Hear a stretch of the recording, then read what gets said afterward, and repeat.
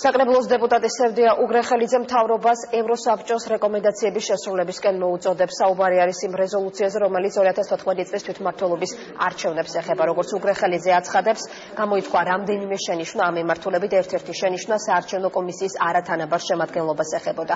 აგრეთვე პრეტენზია გამოითქვა თბილისის ყოფილი მერის გიგი უგულავას ციხეში არსებულ მდგომარეობაზეც.